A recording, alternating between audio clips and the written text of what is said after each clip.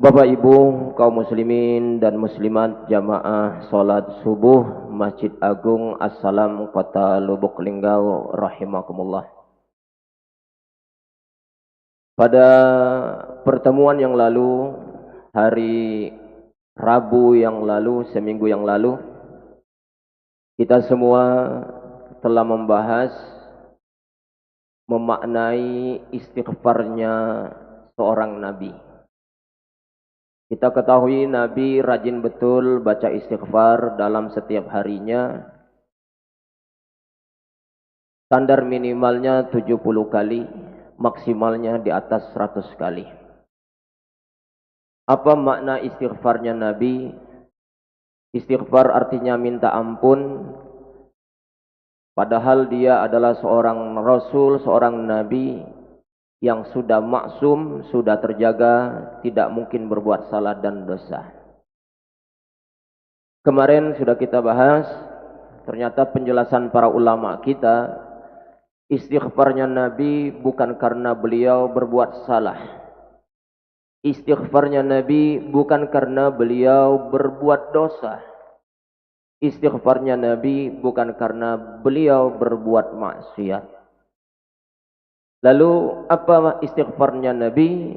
Istighfarnya Nabi karena bermakna ta'abbudiyah. Ta'abbudiyah artinya Nabi memaksimalkan penghambaannya kepada Allah dengan benar-benar menghambakan diri kepada Allah. Tanpa ada dosa, dia tetap beristighfar, mohon kepada Allah Subhanahu wa ta'ala. Jadi istighfar Nabi bukan karena dia berdosa, tapi lebih kepada beliau menunjukkan penghambaan dirinya kepada Allah secara totalitas. Yang kedua, istighfarnya Nabi karena beliau dalam rangka bersyukur kepada Allah.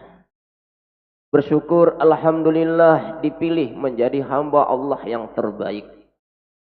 Bersyukur kepada Allah, alhamdulillah menjadi hamba Allah yang sudah terjaga, terpelihara, tidak mungkin berbuat salah, tidak mungkin berbuat dosa. Bahkan beliau sudah diampuni dosa-dosa yang telah lalu dan dosa-dosa yang akan datang. Di akhirat beliau dijamin sudah masuk surga. Maka dia menunjukkan rasa syukurnya kepada Allah. Tidak berhenti dengan kegiatan ibadah. Tidak membuat kemudian dia istirahat dari ibadah. Mentang-mentang sudah dijamin surga. Tidak. Nah yang ketiga, istighfarnya Nabi adalah dalam rangka perpindahan suatu makom. Dari makom tertentu menuju makom berikutnya. Makom artinya kedudukan, derajat. Makomnya Nabi apa? Terbaik, mulia. Tetapi Nabi tidak mau berhenti bertahan di kedudukan yang satu itu. Kepengen hari ini lebih baik daripada kemarin. Kepengen besok harus lebih baik daripada hari ini. Maka Nabi tunjukkan ibadahnya di hadapan Allah maksimal, tidak pernah istirahat, tidak pernah berhenti. Nah itu makna istighfarnya Nabi kita Muhammad sallallahu alaihi wasallam. Sampai di sini kita sepakat bahwa Nabi beristighfar bukan karena dia berdosa, Nabi beristighfar bukan karena dia bermaksiat, Nabi beristighfar bukan karena dia melakukan kesalahan. Lalu sekarang bagaimana dengan kita? Nah, hari ini kita akan mempelajari kebutuhan istighfar buat kita dan apa manfaatnya istighfar buat kita. Agak beda dan sangat beda kalau kita beristighfar dibandingkan Nabi yang beristighfar. Baik, bapak-bapak, ibu-ibu, jamaah rahimakumullah. Kalau kita yang bukan status kita sebagai Nabi, jangankan derajat kita seperti Nabi, jangankan derajat kita seperti para sahabat Nabi, kita ini bukan selevelnya para wali, bukan selevelnya para sahabat, bukan selevelnya para nabi. Maka kita ini adalah manusia-manusia yang setiap hari berpotensi berbuat salah dan dosa. Jadi kita tidak steril, Pak. Kita tidak pernah steril dari perbuatan salah dan dosa. Karena itulah ada perintah, ada banyak dalil yang kita temukan. Baik dalil dari Al-Quran maupun dalil hadis Nabi. Kita temukan kita-kita ini diminta, diperintahkan untuk senantiasa beristighfar. Istighfar kita mohon ampun kepada Allah subhanahu wa ta'ala yang memang kita-kita ini selalu berpotensi berbuat salah dan dosa. Di antaranya Bapak Ibu ada dalil dari hadis qudsi. Allah subhanahu wa ta'ala berfirman dalam hadis qudsi ini, ya ibadi, wahai hamba-hambaku. Nah, kita diserukan oleh Allah, innakum tukhti'una bil-laili wan-nahar. Kalian itu adalah sosok manusia yang senantiasa berpotensi berbuat salah, berbuat maksiat, berbuat kesalahan. Kapan? Bil-laili wan-nahar, baik di waktu malam maupun di waktu siang. Nyaris 24 jam, Pak, kita ini tidak luput dari salah dan dosa. Siang, malam, kita seringkali berbuat salah dan dosa. Entah itu disengaja, entah itu tidak disengaja. Dosa itu besar ataupun dosa kecil. Dosa itu dilakukan dengan secara terang-terangan atau dilakukan secara sembunyi-sembunyi. Semua kita harus kita akui dan kita sadari, nyaris 24 jam disebutkan oleh Allah tadi dalam hadis qudsi, kita ini rawan betul berbuat salah dan dosa. Karena itu Allah kata Allah, wa ana aghfiruz dzunuba jami'a. Ketahuilah aku ini kata Allah adalah zat yang senantiasa mengampuni dosa kalian semuanya. Nah, ini sifat rahmannya Allah, sifat kasih sayangnya Allah kepada kita. Allah sudah nyatakan, betul kalian adalah hambaku yang senantiasa berbuat salah dan dosa. Tapi kalau kalian kembali kepadaku, yakinkanlah bahwa aku, kata Allah, zat yang senantiasa mengampuni dosa-dosa kalian. Maka di ujung hadisnya Bapak Ibu, mesra betul Allah panggil kita. Apa kata Allah? Fastaghfiruni, mohon ampunlah kalian kepadaku, aghfir lakum, niscaya aku pasti akan mengampuni dosa kalian. Bapak-bapak, ibu-ibu, jamaah salat subuh Masjid Agung As-Salam Kota Lubuk Linggau rahimakumullah. Apa masalahnya, Pak? Dosa kita itu perlu diistighfarkan.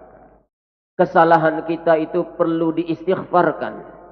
Maksiat kita yang pernah kita lakukan siang dan malam tanpa berhenti itu kenapa mesti harus diistighfarkan? Kenapa harus kita minta sama Allah supaya diampuni salah dan dosa kita? Ada peringatan dari baginda Rasulullah sallallahu alaihi wasallam di dalam hadisnya. Kata beliau, "Innal 'abda idza aznaba nukitat fi qalbihi nuqtatun sauda'u." Nah, ini hati-hati Pak Bu. Diingatkan oleh Nabi. Seseorang itu manakala dia berbuat dosa, berbuat maksiat, berbuat suatu kesalahan, maka dampak dari kesalahan maksiat dosa yang dia lakukan itu akan menjadi titik noda hitam yang membekas menempel di hatinya. Jadi kalau kita berbuat dosa, Bapak Ibu, apapun bentuk dosanya, itu akan berdampak negatif yang kemudian bisa menutup hati kita dengan noda warna hitam. Semakin sering kita berbuat salah, semakin banyak kita berbuat dosa, maka noda hitam pun semakin pekat menutup hati kita. Apa dampak negatifnya, Pak? Kalau hati sudah tertutup dengan noda hitam. Ya kalau hati sudah tertutup noda hitam, Pak, maka hati itu kemudian sulit untuk mendapatkan bimbingan. Sulit hati kita untuk menerima cahaya kebenaran. Sulit hati kita untuk mendapatkan petunjuk dari Allah Subhanahu wa ta'ala. Ini dampak negatifnya, Pak.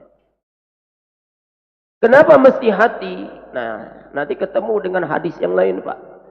Kata Nabi, inna fil jasadi mudghah. Di dalam tubuh kalian itu ada segumpalan daging. Idza fasadat fasadal jasadu kulluh. Kalau segumpalan daging itu rusak, maka rusaklah seluruh organ tubuh kita. Wa idza suluhat suluhal jasadu kulluh. Dan kalau segumpal daging itu baik, maka baiklah seluruh organ tubuh. Ala wahyal qalbu. Kata Nabi, ketahuilah segumpalan daging yang dimaksud itu adalah hati. Jadi hati itu, Pak, kedudukan di dalam diri kita ini semacam komandan, Pak, rajo. Kalau rajo sudah mengeluarkan instruksi, maka seluruh yang ada di bawahannya itu ikut apa kata rajo, Pak. Hati di dalam tubuh kita ini, yaitu bagaikan raja. Apapun kata bisikan hati, organ tubuh kita akan manut ikut apa kata hati. Nah, kalau hati ini bersih, maka insya Allah organ tubuh kita yang lain, mata kita akan nengok yang baik-baik. Hati bersih, mulut kita insya Allah akan suka bertutur kata dengan yang baik-baik. Hati bersih, telinga kita insya Allah akan suka mendengar yang baik-baik yang diridhoi oleh Allah. Hati bersih, seluruh organ tubuh kita, tangan, kaki akan bergerak, akan melangkah menuju tempat-tempat yang diridhoi oleh Allah Subhanahu wa Ta'ala. Tetapi kalau hati itu kotor, hati kita rusak, hati kita terkontaminasi, hati kita tercela, maka organ tubuh kita pun akan ikut bergerak menurut apa kata hati yang rusak itu. Mulut suka ngomong yang ghibah, mulut tajam, mulut suka ngupat wong, Pak. Itu kalau hati kotor, hati rusak. Hati yang rusak, hati yang kotor, mata pun jinak nian, Pak. Suka betul nengok-nengok yang tak benar. Alhamdulillah.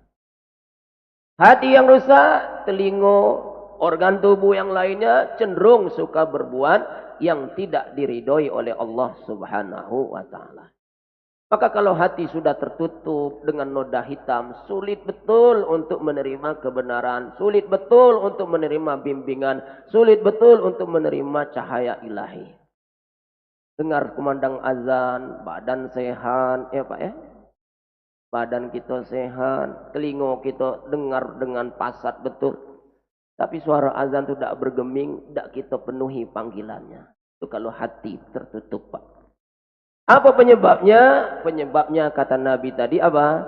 Iza aznaba. Kalau seorang hamba itu berbuat suatu kesalahan, berbuat suatu maksiat, maka maksiat itu akan menjadi noda hitam yang akan menutupi hati. Maka gimana caranya Bapak Ibu? Di ujung hadis Nabi menyebutkan, kalau noda hitam itu dibersihkan dengan cara bermohon ampun kepada Allah, maka hati pun kembali bersih, berkilau, bercahaya, dan akan mudah untuk menerima bimbingan. Mari Bapak Ibu, kita semua untuk selalu memenuhi perintah Allah ini. Ajakan Rasulullah untuk kemudian senantiasa meluangkan waktu banyak-banyak beristighfar, mohon ampun kepada Allah. Karena memang saya dan kita semua adalah hamba-hamba yang senantiasa berpotensi berbuat salah dan dosa billaili wan nahar, entah itu di waktu malam harinya maupun di waktu siang harinya. Ibu-ibu, bapak-bapak, jamaah rahimakumullah. Karena itulah Allah Subhanahu wa Ta'ala mengingatkan kepada kita semua, jangan pernah berputus asa. Jangan pernah berputus asa dari rahmat Allah, sekalipun dosa kita itu sungguh sangat banyak, kita sudah menzolimi diri kita. Tapi kata Allah, la taqnatu mir rauhillah. Jangan pernah berputus asa dari rahmat Allah. Allah pasti akan memaafkan. Allah pasti akan mengampuni dosa-dosa yang pernah kita lakukan. Alhamdulillah. Jadi beda kelas Pak ya. Kalau Nabi beristighfar, memang dia menunjukkan penghambaannya kepada Allah. Nabi beristighfar lebih kepada bersyukur atas nikmat yang diberikan oleh Allah kepadanya. Nabi beristighfar karena beliau ingin meningkatkan makom derajatnya menjadi lebih baik. Beda kita, kalau kita memang membutuhkan itu Pak. Membutuhkan itu. Kita beristighfar karena kita butuh. Kenapa? Karena kita beristighfar memohon ampun atas segala salah dan dosa. Kita pengen berjalan melangkah hidup kita ini selalu mendapatkan bimbingan cahaya dari Allah. Maka bersihkan hati kita dari noda-noda yang menutupi hati kita itu dengan cara banyak beristighfar. Bapak-bapak, ibu-ibu, jamaah rahimakumullah.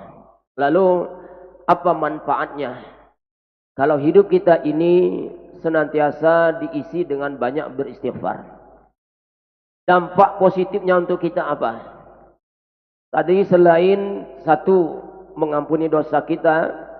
Dua, membersihkan hati kita menjadi terang sehingga bisa menerima kebenaran, menerima bimbingan. Maka ada banyak dalil berikutnya yang kita dapatkan. Ternyata istighfar, disinilah letak yang menjadi kebutuhan kita.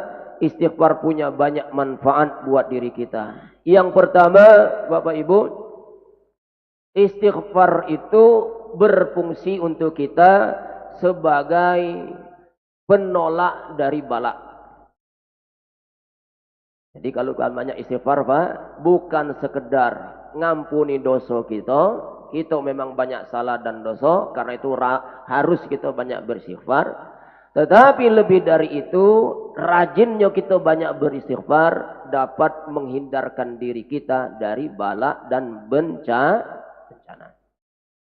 Para ulama, Bapak Ibu, para ulama menjelaskan bahwa Allah Subhanahu wa taala itu akan senantiasa menghadirkan rasa aman dalam jiwa kita ini dengan dua hal. Nah ini Pak. Allah menghadirkan ketentraman, kedamaian, ketenangan, rasa aman dalam kehidupan kita ini dengan dua hal. Apa itu? Yang pertama, hadirnya Rasulullah SAW bersama umat pada waktu itu. Yang kedua, adanya hamba-hamba Allah yang senantiasa beristighfar. Jadi rasa aman itu bisa kita dapatkan dengan dua hal Pak. Satu, karena adanya Nabi Muhammad bersama umat manusia. Yang kedua, karena adanya istighfar yang sering dibaca oleh manusia. Dari dua ini Bapak Ibu, kita telah kehilangan sikok. Sikoknya hilang Pak. Siapa? Rasulullah Sallallahu Alaihi Wasallam. Nabi sudah berlalu meninggalkan kita. Syarat yang pertama, ketenangan hadir di kita ini sudah hilang satu, yaitu Nabi kita Muhammad Sallallahu Alaihi Wasallam. Karena beliau sudah meninggal dunia. Nah, jangan ditambah lagi Pak. Pertahankan yang satunya apa? Istighfar. Rasulullah memang sudah berlalu, usianya sudah habis, dia sudah berpisah meninggalkan dunia yang fana ini. Tetapi rahman Allah, kasih sayang Allah untuk menghadirkan ketenangan kepada kita masih terus berlanjut kalau kita kemudian masih rajin mengisi hidup ini dengan banyak beristighfar. Apa kata Allah? Ini ada ayatnya Pak di dalam Al-Quran, surah Al-Anfal ayat 33. Kata Allah, A'udzubillahi minasyaitonirrajim. Wa ma kana Allahu liyu'adzibahum wa anta fihim. Allah tidak akan mengazabkan mereka sementara engkau wahai Muhammad masih hadir bersama mereka. Nah ini Pak. Jadi Nabi Muhammad SAW itu menjadi salah satu penyebab yang bisa menghadirkan ketenangan, kedamaian, ketentraman, tertolak dari bala dan bencana ketika beliau hadir di tengah-tengah umat pada waktu itu. Nah ini sudah hilang Pak. Nabi sudah pergi meninggalkan kita. Tapi jangan kita putus asa. Ayat berikutnya berbunyi apa? Wa ma kana Allahu mu'adzibahum wa hum yastaghfirun. Nah, alhamdulillah. Dan Allah pun kata Allah tidak akan mengazab mereka selagi mereka rajin beristighfar. Ayo Bapak Ibu, coba cek balik ke rumah. Jangan bicara yang lebih luas, masyarakat, negara. Kita mulai dari rumah tangga kita. Balik ke rumah, coba cek. Ngapo anak kita? Ngapo istri kita? Ngapo suami kita? Ngapo mertua kita yang ada dalam rumah itu sehingga membuat kita ini selalu bertengkar. Tidak ada rasa aman dalam diri kita masing-masing. Tidak ada rasa ketentraman dalam kehidupan kita berumah tangga. Apa ini masalahnya? Jangan-jangan Pak, satu sama lain yang ada di dalam rumah itu sepi dari istighfar, mohon ampun kepada Allah. Nabi beristighfar bukan butuh seperti kita Pak. Rajin malah dia beristighfar 70 kali minimal, bahkan di atas 100 kali. Nah sementara kita memang butuh istighfar itu. Karena dengan istighfar dapat menghadirkan ketenangan dan ketentraman, menghindarkan diri kita dari bala dan bencana. Bapak Ibu jamaah rahimakumullah, selanjutnya istighfar berfungsi untuk kita menjadi perantara mudahnya terkabul doa kita.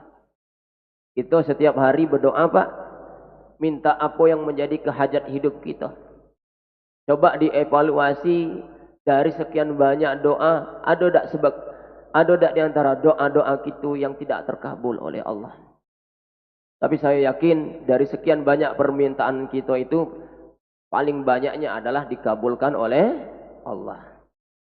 Nah kalau hari ini mungkin ngapunian doa ini tidak dikabul-kabul.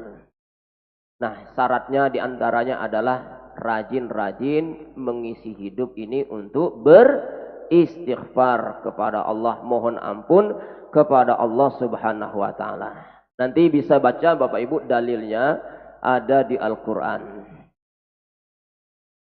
Surat Hud ayat ke-61. Di situ disebutkan ternyata Allah itu sangat dekat dengan hambanya dan istighfar yang dibaca oleh hambanya itu menjadi salah satu penyebab terkabulnya doa seorang hamba manakala dia bermohon, bermunajat, meminta, berdoa kepada Allah Subhanahu wa taala. Karena itu Pak, kalau habis sholat, kita sholat, bagus-bagus sholatnya, sudah khusyuk sholatnya, sudah tumakninah sholatnya. Habis sholat kita kan kepengen Pak ya, berdoa, minta apa yang menjadi hajat kita. Tapi etikanya Pak, sebelum berdoa apa? Cepat-cepat kita habis Assalamualaikum warahmatullah, Assalamualaikum warahmatullah. Apa yang kita baca Pak? Istighfar. Tidak baca yang lain dulu Pak, baca istighfar dulu. Nah, ini menunjukkan bahwa istighfar itu menjadi perantara penyebab untuk bisa memuluskan apa yang menjadi hajat hidup kita. Terakhir Bapak Ibu, manfaat istighfar itu untuk kita adalah menjadi solusi dari segala persoalan hidup yang bersifat duniawi. Saya ulangi lagi Bapak Ibu. Istighfar yang kita baca itu menjadi solusi yang menyebabkan terbukanya segala persoalan hidup kita yang kita hadapi di alam dunia ini. Ada kisah Bapak Ibu. Di zaman tabi'in ada seorang ulama besar dari kalangan tabi'in namanya Imam Hasan Al-Basri rahimahullah. Tabi'in itu Pak levelnya 2 di bawah Nabi. Jadi kalau sahabat mereka yang hidup semasa Nabi, berjumpa dengan Nabi, bergaul dengan Nabi, hidup bersama Nabi, kemudian beriman dengan Nabi. Ini namanya sahabat. Nah, di bawahnya namanya tabi'in. Tabi'in itu apa? Mereka generasi ini berjumpa dengan sahabat-sahabat Nabi, beriman dengan ajaran Nabi, tapi tidak bertemu dengan Nabi. Mungkin Nabi sudah meninggal dunia atau terhalang oleh zaman sehingga dia tidak bertemu dengan Nabi. Kasusnya seperti Uwais Al-Qarni. Uwais Al-Qarni itu kan hidup di zaman Nabi, Pak. Hidup di zaman Nabi. Beriman dengan ajaran Nabi. Dan sudah ada niatan nak ketemu Nabi. Datang ke Mekah mencari Nabi tapi tidak ketemu. Sampai mati tidak ketemu dengan Nabi. Nah, ini kata ulama bukan termasuk sahabat tapi termasuk tabi'in. Syaratnya bertemu dengan Nabi, bergaul dengan Nabi, hidup bersama Nabi, dan beriman dengan ajaran Nabi. Nah, Bapak Ibu, di kalangan tabi'in ada ulama besar namanya Imam Hasan Al-Basri rahimahullah. Ini ditokohkan betul Pak beliau. Maka beliau kalau ada masyarakat yang punya masalah selalu menghadap kepada beliau minta nasihat, jangan solusi dari persoalan hidupnya. Suatu ketika ada 3 orang menghadap beliau dengan masalah yang berbeda. Tapi jawaban sang imam cuma siko, Pak. Istighfar. Waktu datang. Ya Syekh, aku ni punya masalah. Lah berkeluarga bertahun-tahun. Belum juga dapat anak keturunan. Tolong bimbing aku ya Syekh. Amalan-amalan dan nasihat-nasihat apa untuk aku. Dengan singkat Syekh menjawab. Banyak-banyak beristighfar. Sami'na wa ta'na. Ngikut apa kata ulama, Pak. Berlalulah orang ini meninggalkan Syekh. Dan dia amalkan itu. Datang yang kedua mengadu Syekh. Persoalannya beda lagi, Pak. Ya Syekh, kami ini miskin nian. Lah berikhtiar, lah berusaha, bekerja ini, kerja itu segala macam. Masih saja terhimpit dengan masalah rezeki. Tolong berikan aku nasihat Syekh. Amalan-amalan apa yang bisa kau lakukan? Jawab Syekh waktu itu apa? Banyak-banyak beristighfar. Lalu kemudian datanglah yang terakhir Bapak Ibu. Mengadu kepada beliau tentang sakit yang dia derita. Penyakit ini sudah deritanya cukup lama. Berobat ke sana kemari. Ikhtiar sudah maksimal. Tapi belum juga kunjung sembuh. Maka dia minta nasihat dari Syekh. Apa jawab Syekh? Lagi-lagi jawabannya sama, banyak-banyak istighfar. 3 wong ngadap Syekh dengan masalah yang berbeda. Jawabannya cuma siko. Apa Bu? Istighfar. Istrinya penasaran Pak. Syekh, wahai suamiku.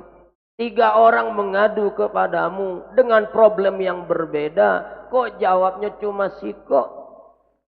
Maka apa jawab Syekh Pak? Merujuk kepada dalil surat Al-Quran. Beliau bacakan surat Al-Quran surat Nuh ayat 10 sampai 13. Jadi Bapak Ibu nanti boleh dibaca itu dalilnya. Apa di situ kata Allah? Di situ Fakultus taghfiru rabbakum innahu kana ghaffara. Nuh, Nabi Nuh, ini menceritakan tentang Nabi Nuh. Mengatakan kepada umatnya, beristighfarlah kamu kepada Tuhanmu. Karena Allah Tuhan kamu itu adalah Maha Pengampun. Balasannya apa? Yursilis sama alaikum midrara wa yumdidukum bi amwali wa banin. Nah, di ayat ini Pak, dijawab oleh Allah dengan banyak istighfar. Dari langit Allah curahkan rahmat kepadamu. Dari bumi Allah banyakkan rezeki buat kamu. Dari bumi dengan pergaulan hidupmu bersuami istri, Allah akan datangkan anak keturunanmu. Jadi ayat ini Pak, ada orang menyebutnya ayat anti galau. Ayat anti galau. Jadi kalau banyak masalah, ini dalilnya Pak. Solusinya selain ikhtiar yang ada, jangan lupa isi banyak beristighfar. Dengan istighfar, insya Allah segala persoalan hidup yang kita hadapi akan diberikan solusi terbaik oleh Allah Subhanahu wa Ta'ala. Demikian Bapak Ibu, mendengar kajian ini, maka kita sepakat bahwa kita sangat butuh dengan amalan zikir berupa istighfar.